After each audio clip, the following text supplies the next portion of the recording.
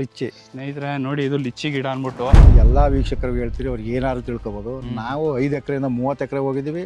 ಮಕ್ಳಿಗೂ ಒಳ್ಳೆ ಎಜುಕೇಶನ್ ಕೊಡ್ತಾ ಇದೀವಿ. ನಾವು ಆರಾಮಾಗಿದ್ದೀವಿ. ನಾವು ನೆಮ್ಮದಿಯಾಗಿ ಜೀವನ ಮಾಡ್ತಾ ಇದೀವಿ. ಅಷ್ಟೇ. ಎಂಟರ್ಟೈನ್ಮೆಂಟ್ ಆಗಬೇಕಾದ್ರೆ ಈ ಥರ ಮಾಡ್ಕೊಳ್ಳೋಣ ಅಂತ ಅಂದ್ಬಿಟ್ಟು ಒಂದು ಪ್ಲಾನಲ್ಲಿ ಇರ್ತಾರೆ. ಅವ್ರಿಗೆ ಏನಂತ ಸಜೆಷನ್ ಕೊಡೋಕ್ಕೆ ಇಷ್ಟಪಡ್ತೀರಾ?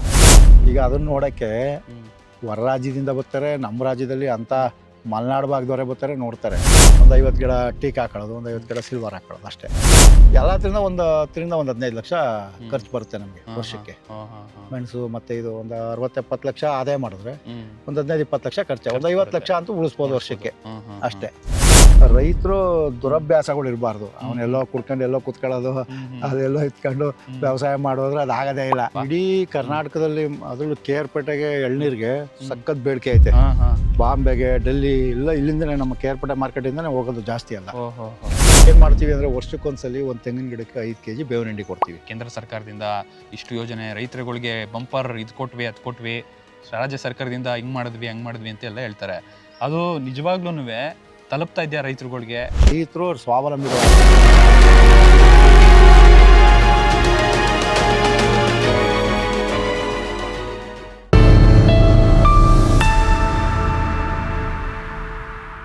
ಸುರೇಶ್ ಸರ್, ಇದು ಇಲ್ಲೇನೇನು ಬೆಳೀತಾ ಇದೀರಾ ನೀವು? ಇದು 5 ಎಕರೆ ಸಪರೇಟ್, ಇದೇ ಬೇರೆ ತೋಟ. ನೀವು ಕೆಳಗಡೆ ನೋಡಿದ್ರಲ್ಲ ಫಸ್ಟ್, ಅದೇ ಬೇರೆ ತೋಟ. ಅದು 15 ಇದು ಎಕರೆ, ಇದು 5 ಎಕರೆ.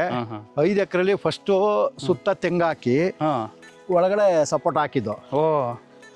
ಒಳಗಡೆ 30 ಅಡಿಗೆ ಸಪೋರ್ಟ್ ಹಾಕಿದ್ದು, ಸುತ್ತ ತೆಂಗು ಹಾಕಿದ್ದು. ಈಗ 10 ವರ್ಷದಲ್ಲಿ ಏನಾಯ್ತು, ಬರೀ ಸಪೋಟ ಮಾಡ್ಕೊಂಡ್ರೆ ಏನು ಮಾಡೋಕ್ಕಾಗಲ್ಲ ಅಂತ ಒಳಗಡೆಗೂ ತೆಂಗು ಹಾಕ್ತು. 30 ಅಡಿಗೆ ಒಂದು ತೆಂಗು ಹಾಕ್ತು. ನೋಡಿ, ಇದೆಲ್ಲ ಬರಡು ಭೂಮಿ, ಬರೀ ಕಲ್ಲೇ, ಬರೀ ಕಲ್ಲು ಭೂಮಿ ಇದು. ಇದನ್ನ ಈ ತರ ಮಾಡಿದೀವಿ.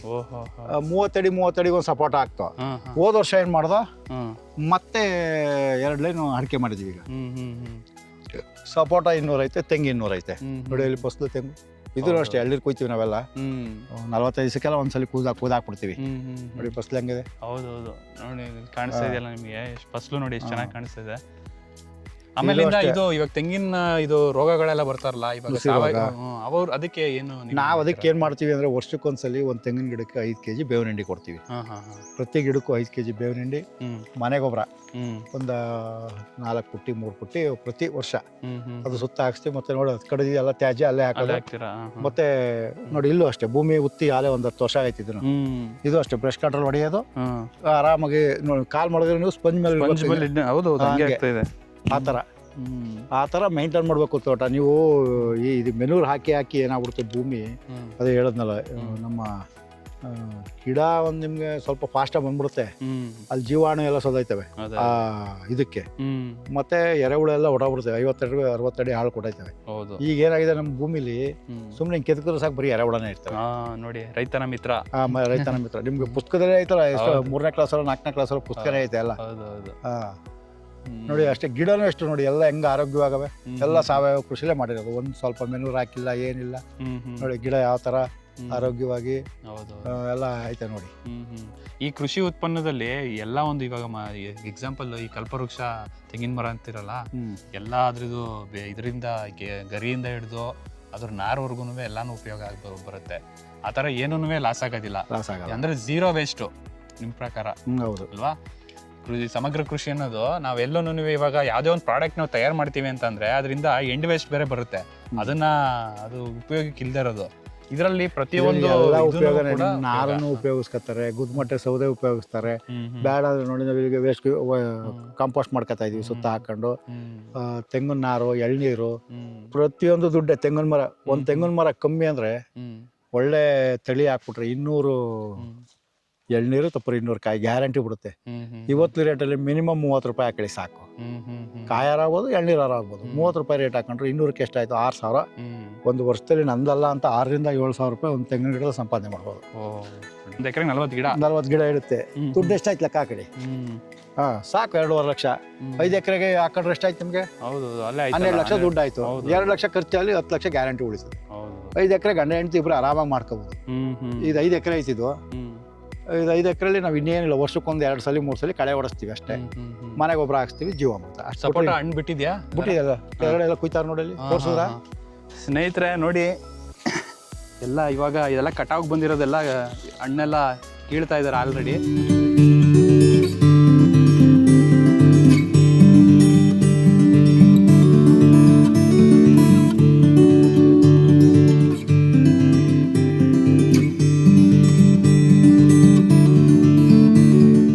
ನೀವು ಹೇಳಿದ್ರಿ ಈಗ ಎಲ್ಲ ರೈತರು ಜಮೀನು ಸಾಲ ಆಮೇಲೆ ಮತ್ತೆ ಏನು ವ್ಯವಸಾಯ ಹಿಂಸೆ ಅಂತಾರೆ ಅಂತ.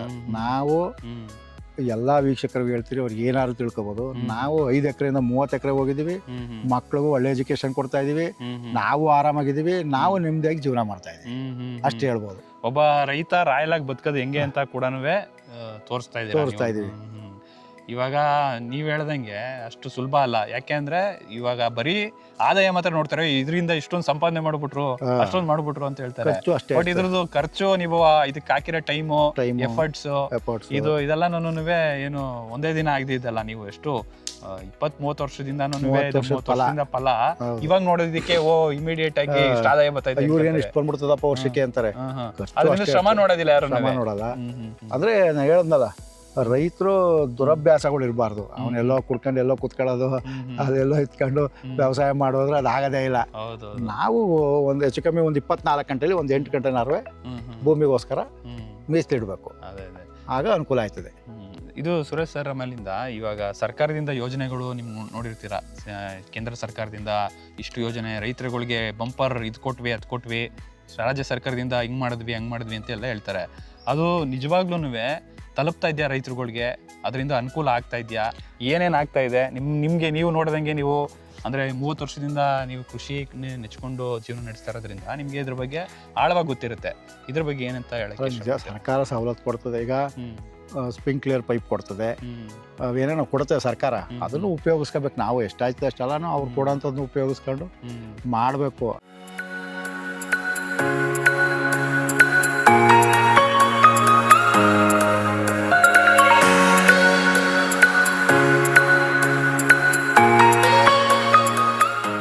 ಸರ್, ಇದ್ರ ಬಗ್ಗೆ ಹೇಳ್ತೀರಾ? ಎಷ್ಟು ಹಳೆ ಮರ ಇದು?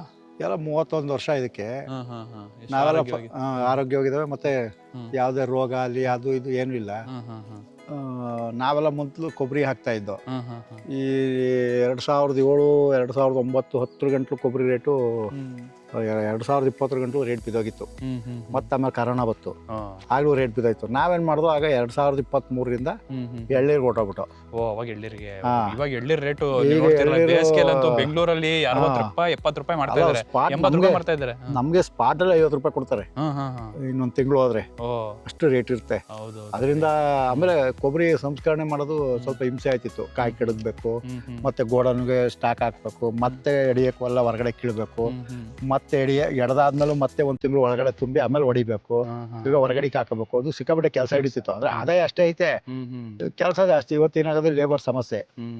ಅದರಿಂದ ನಮ್ ಕೈಲಿ ಎಷ್ಟಾಯ್ತು ಅಷ್ಟೇ ಮಾಡೋಣ ಅಂತೇಳಿ 1-3 ವರ್ಷದಿಂದ ಎಳ್ನೀರು ಕೊಡ್ತಾ ಇದೀವಿ ತೋಟದಲ್ಲಿ. ಸರ್, ಇವಾಗ ಪ್ರೆಸೆಂಟ್ ನಮ್ ಕರ್ನಾಟಕದ ದೃಷ್ಟಿಯಲ್ಲಿ ನೋಡ್ಬೇಕು ಅಂತ ಅಂದ್ರೆ ಒಂದು ಖುಷಿ ವಿಚಾರ ಏನಂತಂದ್ರೆ, ನಮ್ ಕರ್ನಾಟಕ ರಾಜ್ಯ ತೆಂಗು ಬೆಳೆಯಲ್ಲಿ ನಂಬರ್ 1 ಸ್ಥಾನದಲ್ಲಿ ಇದೆ ಇವಾಗ. ಅದರಲ್ಲಿ ನಿಮ್ ಕೊಡುಗೆನೂ ಇದೆ ಅನ್ನೋದಕ್ಕೆ ಒಂದು ಖುಷಿ ಆಗುತ್ತೆ. ಯಾಕಂದ್ರೆ ನೀವು ಮೂಲ ತೆಂಗು ಇಂದ ಸ್ಟಾರ್ಟ್ ಮಾಡಿದಲ್ವಾ? ಇಡೀ ಕರ್ನಾಟಕದಲ್ಲಿ ಅದ್ರಲ್ಲೂ KR-ಪೇಟೆಗೆ ಎಳ್ನೀರ್ಗೆ ಸಖತ್ ಬೇಡಿಕೆ ಐತೆ. ಒಳ್ಳೆ ಸ್ವೀಟ್ ಆಗಿರುತ್ತೆ ಎಲ್ಲ. ಮತ್ತೆ ಅದೇ ಇದೆ ಡ್ರೈ ಲ್ಯಾಂಡ್ ಅಲ್ಲ, ಅದರಿಂದ ಇದು ತುಂಬಾ ಚೆನ್ನಾಗಿರುತ್ತೆ ಅಂತ ಇಡೀ ನಮ್ಮ ಬಾಂಬೆಗೆ, ಡೆಲ್ಲಿ ಎಲ್ಲ ಇಲ್ಲಿಂದನೇ, ನಮ್ಮ KR-ಪೇಟೆ ಮಾರ್ಕೆಟ್ ಇಂದಾನೆ ಹೋಗೋದು ಜಾಸ್ತಿ ಅಲ್ಲ. ಈ ಕಡೆ ಎಲ್ಲ ಅಡಿಕೆ ಹಾಕ್ಬಿಟ್ಟಿದ್ದೀರಾ? ಇದೆಲ್ಲ ಕಾಫಿ, ಕೊಕ್ಕೋ ನೋಡಿ, ಇದೆಲ್ಲ 2-3 ವರ್ಷದ ಅಡಿಕೆ ಅಷ್ಟೇ ಇದು. ನಾವೇನ್ ಮಾಡ್ತೀವಿ, ನೆಡ್ಬೇಕಾದ್ರೆ ಟ್ರಂಚ್ ಓಡಿಸಿ ಒಳಗಡೆ ನೆಟ್ಟಿ ಈ ತ್ಯಾಜ್ಯಗಳೆಲ್ಲ ತುಂಬಿಟ್ಟು ಎಲ್ಲ ಲೆವೆಲ್ ಮಾಡಿ ಬಿಟ್ಬಿಟ್ಟು ನೋಡಿತಾರೆ. ಸುಮ್ಮನೆ ಗಲೀಜ್ ಹಾಕೋದಷ್ಟೇ. ನೋಡಿ ಇದು ಕಾಣಿಸ್ತಾ ಇದ್ರೆ ಕೊಕ್ಕೋದೆಲ್ಲ ಹಾಕ್ತಿವಿ, ಅದೇ ಎಲ್ಲ ಕರಗ್ತದೆ, ಅದೇ ಗೊಬ್ಬರ ಹಾಕ್ತದೆ. ಇದೆಲ್ಲ ಕೊಕ್ಕೋದು ತ್ಯಾಜ್ಯ. ನಿಮ್ಗೆ ಹೇಳೋದ್ನಲ್ಲ ನಾನು, ಎಲ್ಲ ಫುಲ್ ಇದೇ ತರ ಆರ್ಗ್ಯಾನಿಕ್ ಮಾಡಿದ್ರೆ ನೋಡಿ, ಕಂಪ್ಲೀಟ್ ಆರ್ಗ್ಯಾನಿಕ್. ಏನು ಇವರು ಗೊಬ್ಬರ ನೋಡಿ ಹಿಂಗೆ ತಯಾರಾಗ್ತಾ ಇದೆ.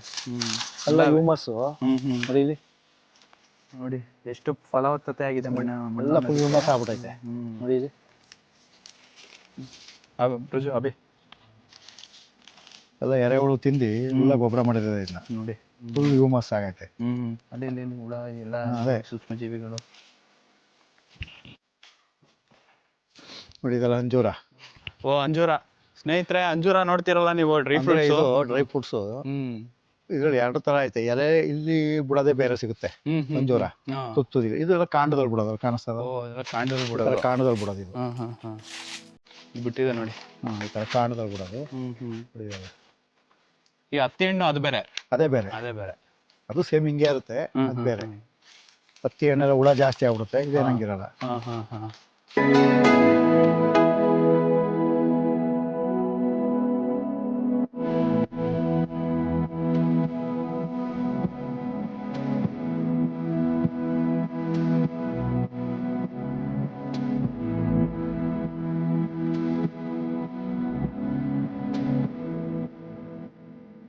ಅಣ್ಣ ಇದು ಯಾವ ತಳಿ ನಿಮ್ಗೆ? ನಾಟಿ ತಳಿನೇ ನಮ್ದು. ಎಲ್ಲೆಲ್ಲಿ ಜಮೀನಲ್ಲಿ ಖಾಲಿ ಖಾಲಿ ಜಾಗ ಐತೆ ಅಲ್ಲೆಲ್ಲ ಹಿಂಗೆ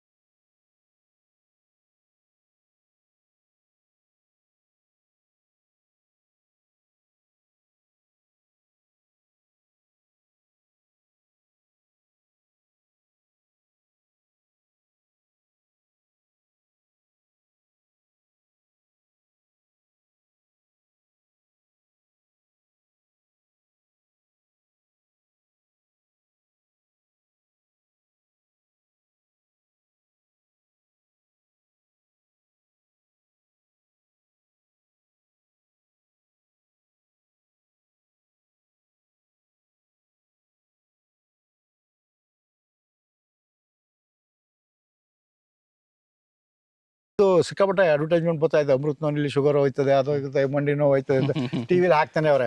ಆದ್ರೆ ನಾವು ಕಾಯಿಂದ ಏನ್ ಮಾಡೋದು ಅಂತ ಇದು ಸಿಕ್ಕಾಪಟ್ಟೆ ಕಹಿ ಅದು. ಅದು ಏನು ಅಂತಲೇ ಗೊತ್ತಿಲ್ಲ ನೋಡಿ. ಇದು ಮುಂಚೆ ಏನ್ ಮಾಡ್ತಿದ್ವು ಅಂದ್ರೆ ಈ ಟ್ಯಾಂಕ್ ಒಳಗೆ ತ್ಯಾಜ್ಯಗಳನ್ನ ತುಂಬಿ ನೀರ್ ತುಂಬ ಹಾಕ್ಬಿಡವು. ಕರಗದ್ನ ಮೊದ್ಲು ಸ್ಪ್ರಿಂಕ್ಲರ್ಗಿಂತ ಮೊದ್ಲು ನೀರ್ ಹಾಯಿಸೋ ಮೆಥಡ್ ಇತ್ತಲ್ಲ, ಆಗ ಇದ್ರೊಳಗೆಲ್ಲ ತ್ಯಾಜ್ಯಗಳು ನಮ್ದು ರೇಷ್ಮೆ ಇತ್ತು, ಎಲ್ಲ ಇತ್ತು. ಆ ತ್ಯಾಜ್ಯ ಎಲ್ಲ ತುಂಬೋದು, ಒಂದು 45 ಡೇಸ್ ಕೊಳಸಿ ಆಮೇಲೆ ಅದ್ ನೀರ್ನ ಭೂಮಿಗೆ ಬಿಡ್ತಾ ಇದ್ದು.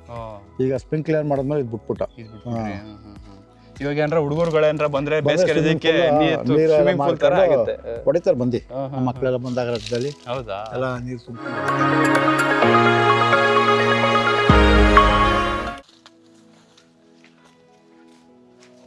ಈ 15 ಎಕರೆ ಏನ್ ತೋಟ ಐತೆ, ಬಾರ್ಡರ್ಲೆಲ್ಲ ಫುಲ್ ಟೀಕ್ ಹಾಕಿದೀವಿ. ತರ ಹೆಚ್ಚು ಕಮ್ಮಿ 30 ವರ್ಷ, 31 ವರ್ಷ, 35 ವರ್ಷ ಹಿಂಗೆಲ್ಲ ಆಗೈತೆ ನೋಡಿ. ಸ್ವಲ್ಪ ಸೇಲ್ ಮಾಡ್ಬಿಟ್ಟಿದೀವಿ ಆಲೆ. ಇನ್ನೂ ಒಂದ್ ಸ್ವಲ್ಪ ನಾವು ಉಳಿಸ್ಕೊಂಡಿದೀವಿ. ಅವೇನು ಯಾವತ್ತಿದ್ರು ದುಡ್ಡೆ ಮಲ್ಟಿಫೈ ಆಯ್ತಾ ಇರ್ತದೆ ದುಡ್ಡು, ಅದು ಅದೇನು ತೊಂದರೆ ಇಲ್ವಲ್ಲ, ಯಾವತ್ತಿದ್ರು ದುಡ್ಡೆ. ಅದರಿಂದ ರೈತರು ಏನು ಅಂದ್ರೆ ಸುತ್ತ ಹಾಕ್ಕೋಬಾರ್ದು. ಏನಕ್ಕೆ ಅಂದ್ರೆ ಗಾಳಿ ಬೆಳಕು ಆಡಲ್ಲ.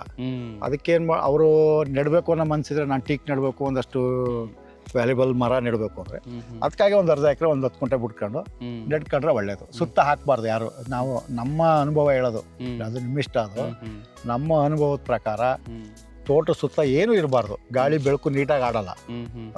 ಅವತ್ತು ಸಫರ್ ಆಗೋ ಬದಲು ಈಗಲೇ ಹಾಕ್ಬೇಡಿ. ನಿಮ್ಗೆ ಹಾಕ್ಬೇಕು ಅನ್ನೋ ಮನಸ್ಸಿದ್ರೆ ಒಂದು ಅರ್ಧ ಎಕರೆಗೆ ಒಂದು 50 ಗಿಡ ಟೀಕ್ ಹಾಕೊಳ್ಳೋದು, ಒಂದು 50 ಗಿಡ ಸಿಲ್ವರ್ ಹಾಕೊಳ್ಳೋದು ಅಷ್ಟೇ. ವ್ಯಾಲ್ಯುಬಲ್ ನಿಮ್ಗೆ ಏನು ಮಾರ್ಕೆಟಲ್ಲಿ ಏನು ಬೆಳೆ ಮರಕ್ಕೆ ವ್ಯಾಲ್ಯೂ ಐತೆ ಅದನ್ನು ಹಾಕೊಳ್ಳಿ. ಸುತ್ತ ಅಂತೂ ಯಾರೂ ಹಾಕಕ್ಕೆ ಹೋಗ್ಬೇಡಿ, ಅದೊಂದು ಹೇಳ್ತೀವಿ ಅಷ್ಟೇ. ಇದು ಸುರೇಶ್ ಸರ್, ಇವಾಗ ಹೊಸದಾಗಿ ಮಾದರಿ ಕೃಷಿ ಇವಾಗ ನಿಮ್ಮಂಥವ್ರನ್ನೆಲ್ಲ ನೋಡ್ಬಿಟ್ಟು ಸಾವಯವ ಕೃಷಿ ಮಾಡಬೇಕು ಅಂತ ಅಂದ್ಬಿಟ್ಟು ಆಸಕ್ತಿ ಇರೋರು, ಇವಾಗ ಅವ್ರಿಗೆ ಏನು ಹಿನ್ನೆಲೆನೇ ಇರಲ್ಲ. ಹೊಸದಾಗಿ ಇವಾಗ ಎಲ್ಲೋ ಒಂದ್ ಕಡೆ ಉದ್ಯೋಗದಲ್ಲಿ ಇದ್ಕೊಂಡು ಚೆನ್ನಾಗಿ ಸಂಪಾದನೆ ಮಾಡಿರ್ತಾರೆ, ರಿಟೈರ್ಮೆಂಟ್ ಆಗಬೇಕಾದ್ರೆ ಒಂದು ಈ ಥರ ಮಾಡ್ಕೊಳ್ಳೋಣ ಅಂತ ಅಂದ್ಬಿಟ್ಟು ಒಂದು ಪ್ಲಾನಲ್ಲಿ ಇರ್ತಾರೆ. ಅವ್ರಿಗೆ ಏನಂತ ಸಜೆಷನ್ ಕೊಡಕ್ಕೆ ಇಷ್ಟಪಡ್ತೀರಾ? ಏನಿಲ್ಲ, ಅವ್ರು ಏನೇ ಮಾಡಿದ್ರು ಎಂಥ ಗಿಡ ಹಾಕಿದ್ರು 5 ವರ್ಷ ಬೇಕು ಫಲ ಬಿಡೋಕ್ಕೆ. ಅವ್ರ ಜಮೀನು ತಕೊಂಡು ಮಾಡ್ಬೋದು, ಏನು ತೊಂದರೆ ಇಲ್ಲ. ಅಂದರೆ ಮೊದಲು ಅವ್ರಿಗೆ ಮೂಲ ಬಂಡವಾಳ ಮಾಡ್ಕೋಬೇಕು. ನಾನು ಹೇಳೋದ್ನಲ್ಲ, ಆದಾಯ ಮೂಲ ಇದ್ದರೆ ತೋಟ ಆರಾಮಾಗಿ ಮಾಡ್ಬೋದು. ಆದಾಯ ಮೂಲ ಇಲ್ದೇ ಫಸ್ಟೇ ನಾವು ತೋಟ ಮಾಡ್ಬಿಡ್ತೀವಲ್ಲ ಅಂದರೆ ಕೈ ಸುಟ್ಕೋಬೇಕಾಗತ್ತೆ. ಫಸ್ಟು ಆದಾಯ ಮೂಲ ಮಾಡ್ಕೋಬೇಕು. ಅದೇ ಹೇಳೋದ್ನಲ್ಲ, 1 ಎಕರೆ ಇದ್ರೆ ಅರ್ಧ ಎಕರೆ ಬೇರೆ ಬೆಳಿಬೇಕು, ಅರ್ಧ ಎಕರೆ ತೋಟ ಮಾಡ್ಕೋಬೇಕು. ಈ ಥರ ಎಲ್ಲ ಮಾಡ್ಕೊಂಡು ಹೋದ್ರೆ ಏನು ತೊಂದರೆ ಆಗಲ್ಲ, ಎಲ್ಲ ರೈತರು ಆರಾಮಾಗಿ ಬದುಕ್ಬೋದು. ಸುರೇಶ್ ಅಣ್ಣ, ಇವಾಗ ಕೆಲವರೆಲ್ಲ ಈ ಅಡಿಕೆ ತೋಟಗಳಿಗೆ ಡ್ರಿಪ್ಪಿಂಗ್ ಸಿಸ್ಟಮ್ ಮಾಡ್ತಾರಲ್ಲ, ಅದು ಅಡ್ವಾಂಟೇಜಾ ಇಲ್ಲ ಈ ಥರ ಸ್ಪ್ರಿಂಕ್ಲರ್ ಮಾಡೋದು? ನೀರು ಚೆನ್ನಾಗಿದ್ರೆ ಸ್ಪ್ರಿಂಕ್ಲರ್ ಮಾಡಿದ್ರೆ ಒಳ್ಳೇದು. ಏನಕ್ಕೆ ಅಂದರೆ ಸ್ಪ್ರಿಂಕ್ಲರ್ ಮಾಡಿದ್ರೆ ನಿಮ್ಮ ಭೂಮಿಗೆ ಎಲ್ಲ ಕಡೆ ನೀರು ಬೀಳುತ್ತೆ. ಬೇರು ಒಂದೇ ಹತ್ರ ಇಲ್ಲ, ಎಲ್ಲ ಕಡೆ ಒಂದು 5-6 ಅಡಿ ದೂರಕ್ಕೆ. ತೆಂಗಿನ ಮರದೆಲ್ಲ 30 ಅಡಿ ದೂರಕ್ಕೆ ಹೋಗುತ್ತೆ ಬೇರು, ಅಲ್ಲಿಂದ ಸಮೃದ್ಧಿಯಾಗಿ ನೀರು ಎಳ್ಕೊಳುತ್ತೆ. ಡ್ರಿಪ್ ಆದರೆ ಏನಾಗುತ್ತೆ, ಒಂದೇ ಕಡೆ ಬೀಳುತ್ತೆ. ನಿಮಗೆ ಈ ತ್ಯಾಜ್ಯ ಅವೆಲ್ಲ ಹಾಕಿದ್ರೆ ಕರಗಲ್ಲ. ಏನೋ ನೀವೇನೋ ಒದಕೆ ಒಸೋದು ಇವೆಲ್ಲ ಮಾಡ್ತೀವಲ್ಲ, ಜೀವಾಮೃತ ಇದು ಡ್ರಿಪ್ ಆದರೆ ಕರಗಲ್ಲ. ಸ್ಪ್ರಿಂಕ್ಲರ್ ಆಗಿದ್ರೆ ಎಲ್ಲ ಕರಗೋಗುತ್ತೆ. ಅದರಿಂದ ನೀರು ಚೆನ್ನಾಗಿದ್ರೆ ಸ್ಪ್ರಿಂಕ್ಲರ್ ಮಾಡೋದು ಒಳ್ಳೇದು ರೈತರು. ನೋಡಿ, ಸ್ಪ್ರಿಂಕ್ಲರ್ ಇರೋದು ತುಂಬಾ ಅಡ್ವಾಂಟೇಜ್ ಅಂತ ಹೇಳ್ತಾರೆ. ಯಾಕಂತಂದ್ರೆ ಸರ್ ಹೇಳ್ದಂಗೆ ಡ್ರಿಪ್ಪಿಂಗಲ್ಲಿ ಮಾಡಿದಾಗ ಕಂಪೋಸ್ಟ್ ನೀಟಾಗಿ ಆಗೋದಿಲ್ಲ, ಬರೀ ಒಂದೇ ಕಡೆ ನೀರು ಬೀಳ್ತಾ ಇರುತ್ತೆ. ಹಾಗೆ ಬೇರು ಕೂಡ ಜಾಸ್ತಿ ಸ್ಪ್ರೆಡ್ ಆಗೋದಿಲ್ಲ. ಇವಾಗ ನೀವು ವರ್ಷಕ್ಕೆ ಆದಾಯದ ಬಗ್ಗೆ ಮಾತ್ರ ಮಾತಾಡ್ತಾ ಇದೀವಿ. ನೀವು ಇದಕ್ಕೆ ಎಫರ್ಟ್ಸ್ ಹಾಕೋದ್ರ ಜೊತೆಗೆ ನೀವು ಇನ್ವೆಸ್ಟ್ಮೆಂಟ್ ಎಷ್ಟು ಮಾಡ್ತೀರಾ? ಅಂದ್ರೆ ನಮಗೆ ಎಷ್ಟಾಗುತ್ತೆ ನಿಮಗೆ? ನಮಗೆ ಈ ಲೇಬರ್ ಕಾಸ್ಟು ಮತ್ತೆ ಹೊರಗಡೆಯಿಂದ ಮನೆ ಗೊಬ್ಬರ ನಮ್ದು ಸಾಲಲ್ಲ. ನಮ್ದೇನಾಗುತ್ತೆ, ನಮ್ದು ಒಂದು 7-8 ರಾಶಿ ಇರೋದು, ಬರೀ ಜಾಯ್ಕಾಯಿ ಗಿಡ ಇಂಥವಕ್ಕೆ ಒಳ್ಳೊಳ್ಳೆ ಗೊಬ್ಬರ ಹಾಕ್ಬೇಕು ಅಂತ ಅವಕ್ಕೆ ಹಾಕ್ಬಿಡ್ತೀವಿ. ನಾವೇನ್ ಮಾಡ್ತೀವಿ, ಮಲೆಮಹದೇಶ್ವರ ಬೆಟ್ಟ ಆ ಕಡೆಯಿಂದ ಅಲ್ಲಿ ನಮ್ಮ ನಗರ ಚಾಮರಾಜನಗರ ಆ ಕಡೆಯಿಂದ ಲಾರಿ ಲೋಡ್ ತರೋರೆ ಅವರೇ. ಅವ್ರೇನ್ ಮಾಡ್ತಾರೆ, ಅಲ್ಲೆಲ್ಲ ಕಾಡಿಗೆ ಹೊಡ್ಕೋಗಿ ದೊಡ್ಡಕ್ಕೆ ಕೂಡ ಹಾಕ್ಬಿಟ್ಟು ಮತ್ತೆ ಅಲ್ಲೆಲ್ಲ ಶೇಖರಣೆ ಒಂದೇ ತಾವು ಎಲ್ಲ ಕೂಡ ಹಾಕಿರ್ತಾರೆ. ಅಂತ ಗೊಬ್ಬರ ತರ್ಸ್ಕೊತೀವಿ. ಅದು 10 ವೀಲ್ ಗಾಡಿಗಾದ್ರೆ 45,000ಕ್ಕೆ ಹಾಕ್ತಾರೆ. 12 ವೀಲ್ ಗಾಡಿ ಆದರೆ 15,000 ಜಾಸ್ತಿ. ಅಂಥದ್ದೊಂದು 10 ಲೋಡ್ ಗೊಬ್ಬರ ವರ್ಷಕ್ಕೆ ತರಿಸ್ಕೊತೀವಿ. ಇಲ್ಲಿಂದ ಮೆಣಸಿನ ತೋಟ ಅಲ್ಲಿ ಇಲ್ಲಿ. ಈಗ ನಾವೊಂದು ಮೆಣಸಿನ ತೋಟ ಮಾಡಿದ್ದೀವಿ. ಅಲ್ಲಿ 3.5 ಎಕರೆ, ಅದು 4 ಎಕರೆ ಜಮೀನು ಇರೋದು, 3 ಎಕರೆ ಮೆಣಸಿನ ತೋಟ ಮಾಡಿದ್ದೀವಿ. ಈಗ ಅದನ್ನು ನೋಡೋಕ್ಕೆ ಹೊರ ರಾಜ್ಯದಿಂದ ಬರ್ತಾರೆ, ನಮ್ಮ ರಾಜ್ಯದಲ್ಲಿ ಅಂತ ಮಲೆನಾಡು ಭಾಗದವರೇ ಬರ್ತಾರೆ, ನೋಡ್ತಾರೆ. ಸೈಂಟಿಸ್ಟ್ಗಳು ಬರ್ತಾರೆ. ಸೈಂಟಿಸ್ಟ್ ಬಂದು ಏನು ಹೇಳೋದೇನು, ನಾವೇ ಮಾಡೋಕ್ಕಾಗಿಲ್ಲ, ನೀವು ಈ ಥರ ಮಾಡಿದಿರಲ್ಲ ಅಂತಾರೆ. ಬೇರೆಯವ್ರಿಗೆ ಏನು ಹೇಳ್ತಾರೆ, ಅದು ನಾವು ಮಾಡಿಸಿದೀವಿ ಹೋಗ್ರಿ ನೋಡಿ ಅಂತ ಕಳಿಸ್ತಾರೆ. ಹಂಗೆ ಅವ್ರಿಗೆ ಯಾರೇನು ಮಾಡಲ್ಲ. ರೈತನೇ ಇವತ್ತು ಅವನೇ ಒಬ್ಬ ವಿಜ್ಞಾನಿ. ಮಾಡ್ಕೊ ಹೋಯ್ತಾ ಇದ್ರೆ ಅದೇ ತೋರಿಸ್ತಾ ಇರ್ತದೆ. ಮಾಡ್ಬೇಕಷ್ಟೇ.